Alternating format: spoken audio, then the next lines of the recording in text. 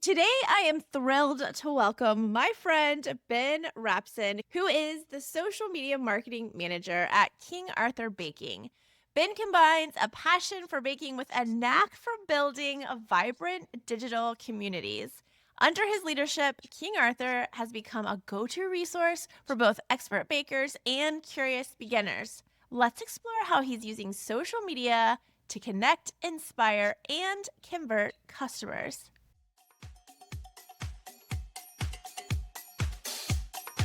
Welcome to the Social Media CX podcast, where social media meets customer experience and where all fires, no rainbows is the current reality for most brands. I'm Brooke Sellis, CEO of B Squared Media, and I am on a mission to change that. Social media can be the MVP of your CX strategy, and I'm here to show you how. Each week, we'll tackle the challenges of social care head-on with candid interviews, real-world case studies, and actionable advice to turn your social channels into loyalty-building, revenue-driving dopamine machines. Whether you're managing customer complaints, trying to engage meaningfully, or just tired of missing DMs, this podcast is your guide to putting out the fires and building the rainbows.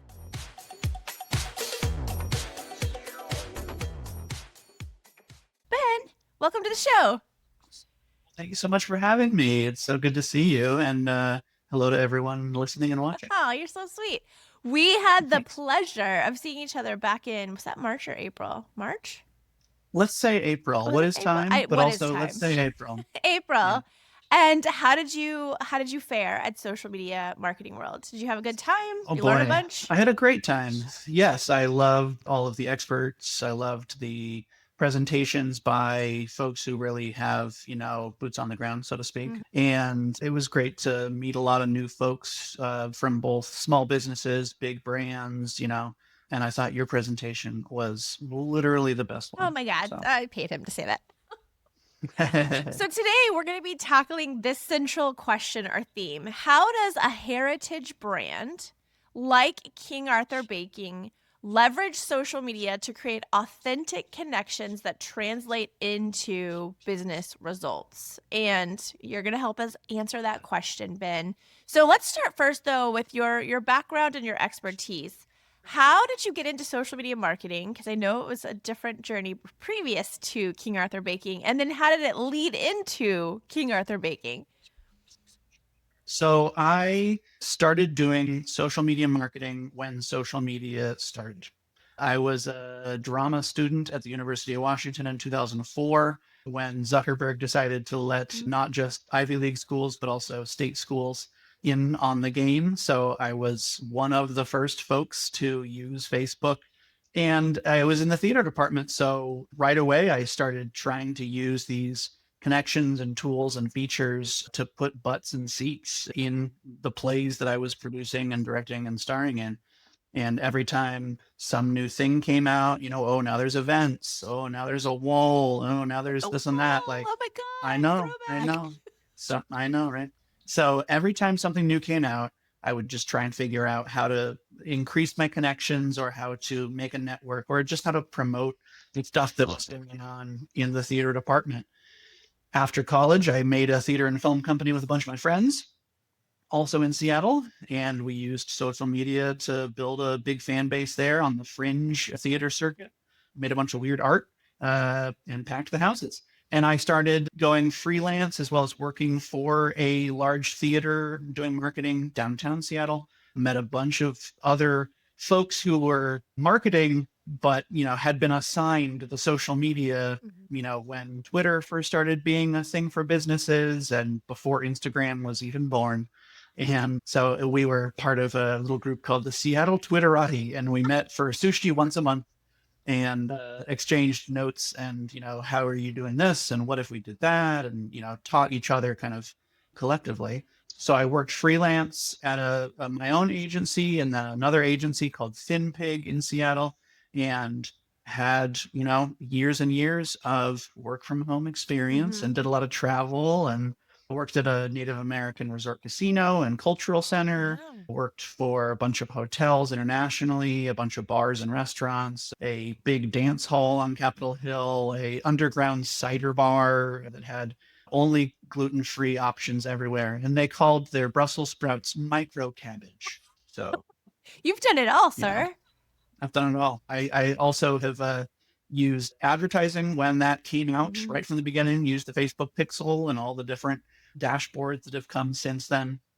And obviously, every time a new major social media channel breaks through, I'm there. I'm there to make it work for the businesses and the brands that I represent. And then in 2018, I moved to Vermont. I left Seattle for the green pastures of where I live now in Vermont. You can see the proof of wallpaper behind me is in my 1870 villa. And I basically live in the Shire. It's Huh. nothing but, rolling hills and people drinking beer. So Goodness. It's nothing but it's a goodness. good time. And Yeah. that's a good thing, And as Martha Stewart would say. yes, there you go. It wasn't very long after I moved to Vermont that King Arthur Baking reached out and said, "Hey, we'd love someone with your experience to be on our team locally, not a remote position from across the country." Yeah. I used my wife's incredible baking. Actually, she baked a cake with a bourbon glaze that I brought to my final interview at King Arthur Oh my and God. served plate by plate the people who were considering me and somehow got the job. Go figure. Huh. Weird. Uh, I know.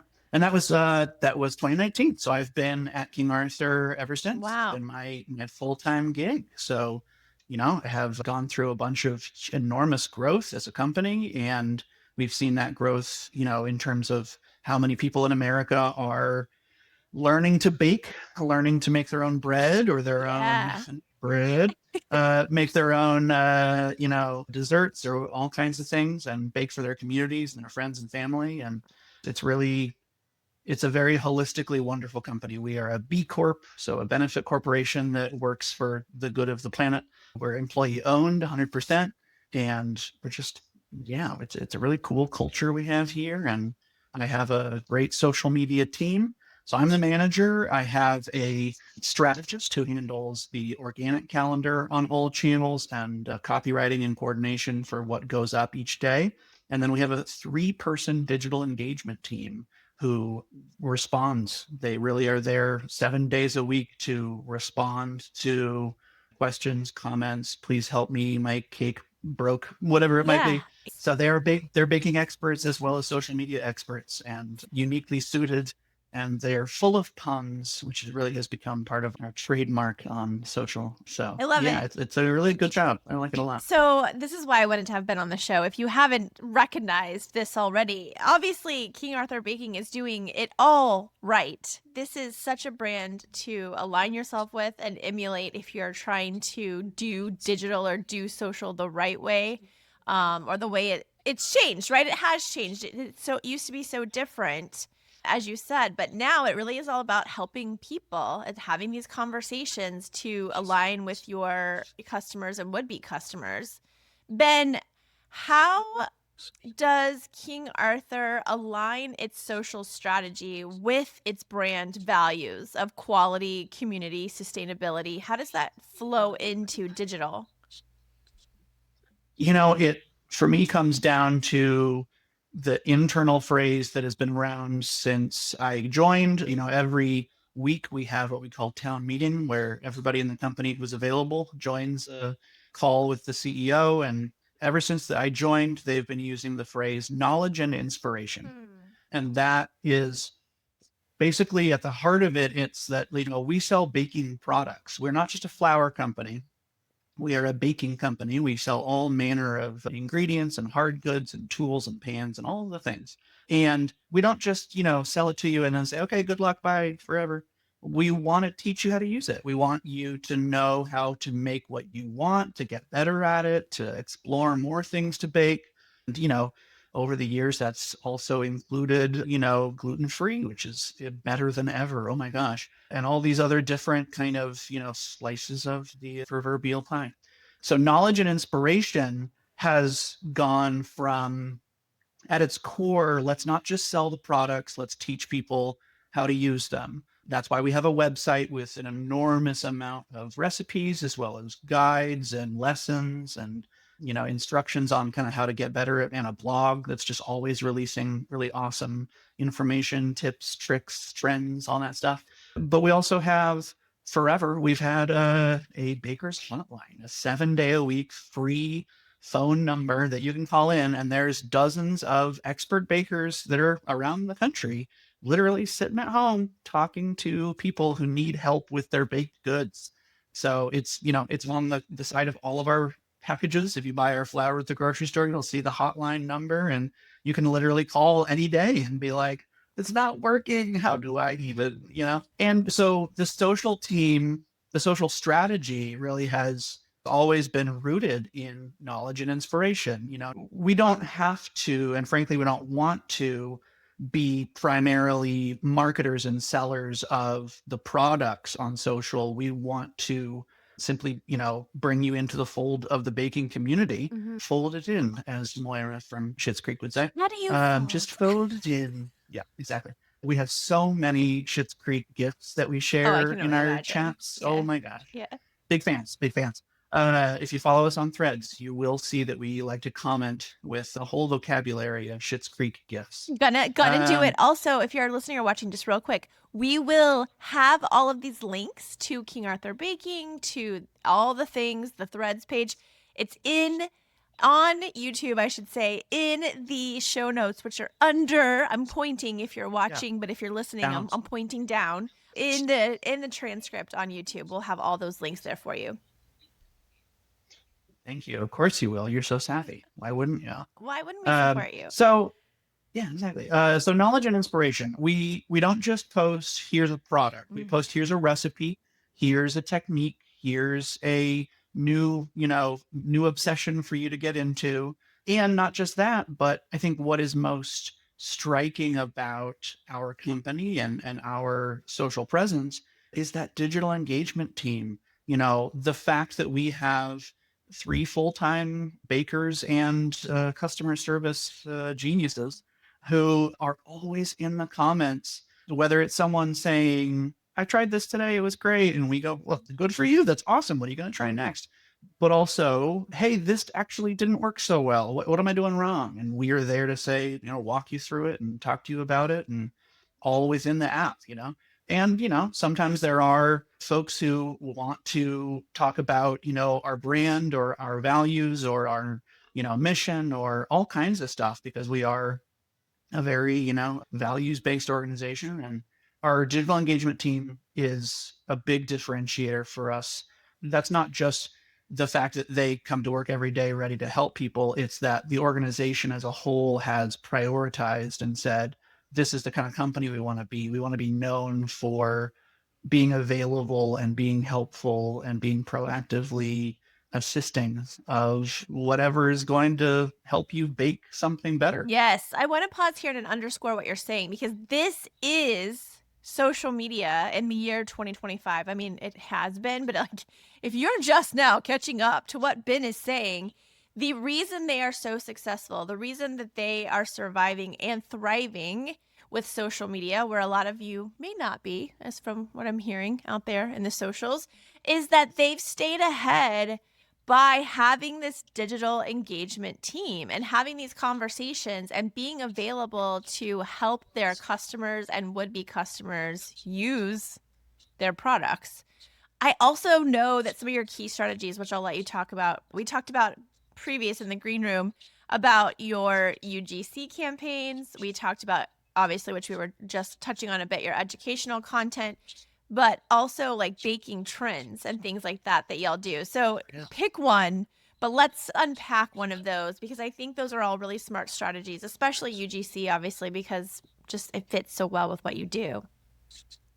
Sure. So we love to encourage user-generated content. We love to encourage folks to, don't just marvel at the gorgeous studio photography made by our, food stylist and our, team of photographic wonders, but, make it yourself and show us how it goes. And, a big part of our brand voice, really like there's documented, guidelines for the whole company that say messy is beautiful, Ah, you I know, love that.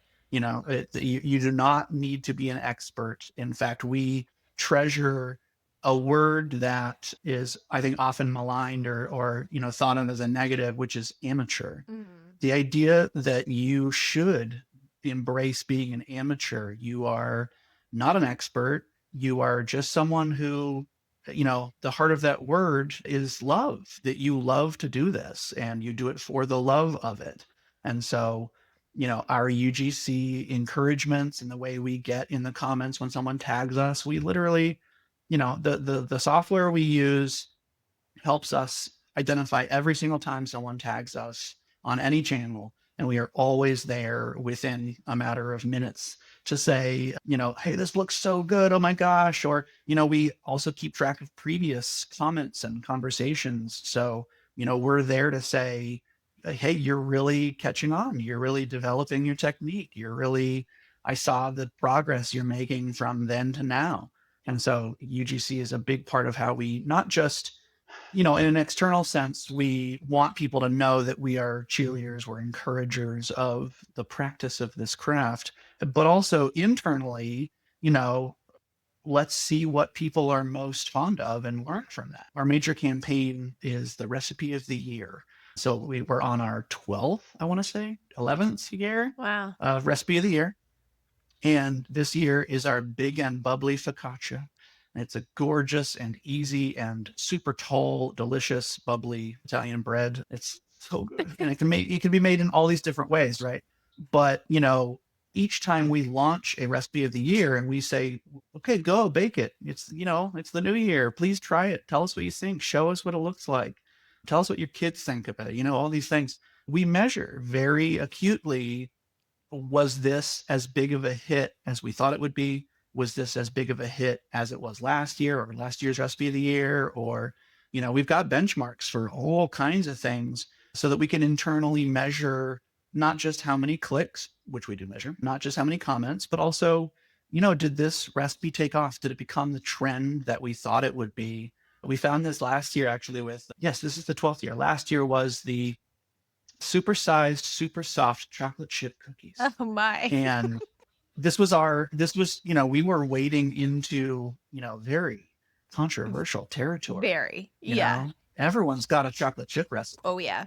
you know, everyone's got a chocolate chip cookie recipe that they got Grandma's. from Yeah. grandma, Yeah. right? Yeah. Maybe grandma made that up herself, or maybe she got it from the back of the flour bag, but they love it and that's what they want. And that's the only cookie for them, right? So we really intentionally said we want to be a conversation starter. We weren't saying this is the best cookie ever. We were saying this is the cookie we are currently obsessed with. It's large, it's soft, it uses bread flour instead of all purpose flour. You chop your chocolate. You make a tangzong, which is a crazy technique of cooking a little bit of flour in milk to make the resulting dough extremely soft and last longer. You brown the butter, like all these different Brown things that make butter. it like, I know, right? So it's at once a extremely fussy cookie, but we love that about it. And also it's an enormous conversation starter for all manner of not just bakers, but just people who like chocolate chip cookies and Yes. who Who doesn't. doesn't? Yeah. Yeah, But I love that I mean, Ben knows this about me, but my nerdy undergraduate thesis study on the social penetration hmm theory, right? All about opinions and hmm feelings, and that's how you form relationships. But this is what you're doing. You're going, hmm hey, what's your opinion about this cookie recipe? And yeah. feelings, I think, come up almost automatically with food. I don't know, maybe for hmm foodies like myself, that's how it happens. But feelings are so easy for me to get to with food. Like I'm already feeling all kinds of things with all this bread and cookies we've been talking about. So I love it. Hey, Brooke here. Quick pause. If you've been nodding along and thinking, wow, we really need to get our social customer care together, I've got you. I have a new LinkedIn learning course. Yeah, me on LinkedIn Learning. Still not over it. It's called Mastering Social Media Customer Care, Strategies from Million and Billion Dollar Brands, and it's packed with the exact frameworks we use at B Squared to help brands boost loyalty, reduce response times, and actually connect with their customers on social. Because customer care is your brand experience. And this course helps you master that without the fluff. Check it out now on LinkedIn Learning by going to bit.ly/B2LI care. That's B2LI care, as in B squared, LinkedIn, and then the word care. Or just scroll down to the show notes, because you're literally using, whether you know it or not, social psychology to connect with your customers and would-be customers. Very much so. Yeah, that was one thing that we took away at the Social Media Marketing World Conference in San Diego. There was a couple of different people that were saying emotion drives action. Yeah. We were very, validated by that because, there's people bake for so many reasons. We have an initiative internally called Bake It Easy, which is kind of the opposite of that chocolate chip cookie recipe. It's basically, here's a bunch of different recipes that are easier than you think. It's one pan, or it's only an hour, or it's only 5 ingredients, or whatever it is. And one of the internal phrases we have is, life's hard enough, so bake it easy. Like, I love it. we're trying to get to the core of, like, people don't just bake because they're hungry. That's a driver. But they also bake for self-care. They bake for, Stress relief. individual stress Yeah. relief, coping, Yes. and to make their friends happy, to make Mhm. their neighbors happy, obviously to make their kids happy. So there's so many reasons to bake. We really try and tap into that and stay tapped into, what's going to help this person make their own life better. I know that's really lofty, but No. there's not a lot of things like baking when it comes to a tangible experience that yields a thing that you can be extremely happy with. Yes, and then you get to eat it.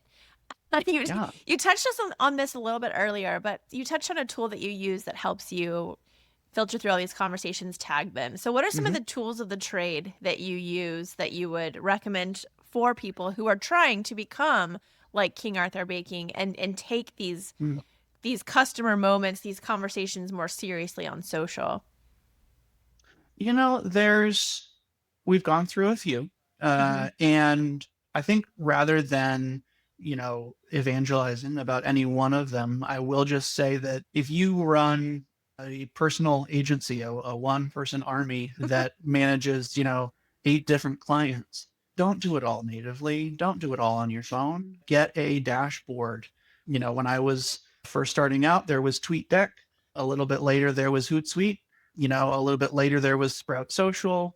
There's many of them out there, and they're all very uniquely attuned to what the business needs. So, some of them handle way more than just social, which is why, it's hard to say exactly what the listener should pick, because some of them also do email marketing or like an internal owned community, like a little, members only kind of community. And there are tools within each channel to help you report. But if you can get a management software that brings all that data in, you can slice and dice it in ways that tell you how to do it better next time. And also, reporting that can show, if you're in-house at a company, can show the powers that be, can show the bosses and the holders of the purse, hey, this is really working. Hey, we're twice as big as we were back then. Or, hey, this one thing I thought would blow up did blow up. These are ways of not just tracking right from the beginning, how is this thing going, but also looking back at the end and saying, we have proof that this is data-driven strategy that works. This is the only way in which I will admit I'm old. I've spent 20 years convincing business leaders that social media is valid and valuable and necessary and not going anywhere. And that's what folks before me had to do about billboards and the telephone and public relations. And, what's the value of getting an article in your paper? You kind of can put a number on that, but you kind of can't. Yeah. It's word of mouth. And so the only way I think to be increasingly professional in the world of social media is to get the kind of software that allows you to tell a holistic story to yourself and to the other people in your organization, not just to manage it well so that you can, sleep at night and be off your phone a couple hours a day, but also so that you can have that full circle, that cycle of feedback that says, because this worked and this didn't, next time we're going to do this and not that. Mm-hmm. And that's the kind of strategy that every marketer, whether it's old school or whether it's, the newest and most exciting stuff, sometimes the most intangible stuff. Yeah. There's always a way to test and learn. There's always a way to keep better track of it so that you know that your valuable time is going towards the kinds of improvements and increases and growth that really matter to you. You have to use the tools because we have to be able to quantify what we do. And that's not easy. Yes. But if you use the right tools, it becomes much more easy to quantify that and be able to tell that story with the data and show the C-suite like, hey, what we are doing is moving the needle and here's how. As we wrap up, I'm wondering if you were, for those people who are watching or listening, and they're like, man, I've been listening to Brooke. I love her podcast. That's everyone, right? That's yeah. like 100%. And I really just want to be like King Arthur Baking. I really want to start to focus on engagement, digital engagement, these conversations. What would your advice be? Like, how do they get started? We're lucky at King Arthur because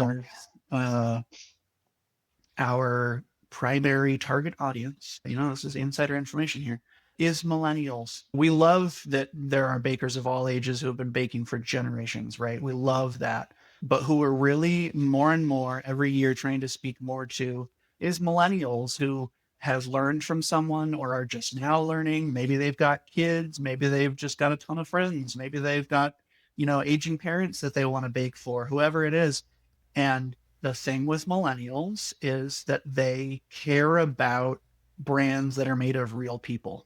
They really want to not just engage with, but purchase with brands who have values, brands who have ethics, brands who are very true to whatever their particular ethos is. And, that doesn't just show up in commercials. That doesn't just show up in grocery store end cap advertising. It shows up in real conversations. I would say whether it is posting with copy that makes you sound like a real person with a personality, whether it is responding to a comment with colloquialism and, dare I say, modern slang, whether it is, having a presence, even if you don't yet have a strategy on, whatever network you think your ideal customers are on. We're up to 12 channels now, and next fiscal year it'll be 14. Wow. And that's a 5-person team on 14 different channels. So we obviously need to prioritize what's most important, but it matters to the customer that they discover a brand through authentic, people driven content, copy, comments. So the fact that, they might have seen our logo in the grocery store, they might have seen our commercial or our pop-up or our whatever out in the world, but when they really find us, it's going to be because we made a pun in, somebody's, cookie post, and that's how they go, oh wow, King Arthur really is people. And this is a company that I can really kind of invest in and start to value and then become very loyal to. So yes, I would say whatever you're promoting, whatever you're selling, make sure that the people out there know that you're a real person, and that instant recognition is going to help everybody involved. Ben, this has been an incredible conversation. You Thank you. have shown us that baking and building a brand online have more in common than we think. I'm taking away the messy is beautiful. I just want to say, as someone who isn't a baker, because I don't do math, when you say things like messy is beautiful and we don't use the word amateur, it's like this is we embrace amateur. This is the content that makes me feel seen as someone who maybe wants to try it but isn't very good. So I just think the creativity that y'all have, the consistency that y'all have, the connectivity and the love that you have, I think is incredible. So if you've been listening and if you're hungry for more, Ben, where can people find you online and hang out with you? And where can people find King Arthur Baking? You can find me on Instagram. My handle is Ben M.F. Rapson. My middle name it shall not be mentioned here. If you want to find King Arthur, you can find us on Instagram, King Arthur Baking, Facebook, King Arthur Baking, TikTok, King Arthur Baking Company. I know, right? And search for King Arthur on YouTube. We've got a ton of awesome videos to teach you things and make you laugh. And yeah, find us in the grocery store in your baking aisle. We'll have that crown. And yeah, join us. Come along. Be a baker. We're here for you. You're welcome in our kitchen.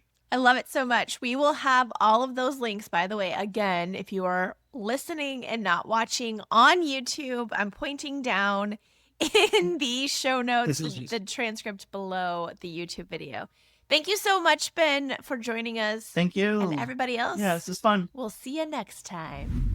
Thanks for tuning in to the Social Media CX podcast. If you loved today's episode, don't forget to subscribe, leave a review, and share it with someone who needs to up their social care game.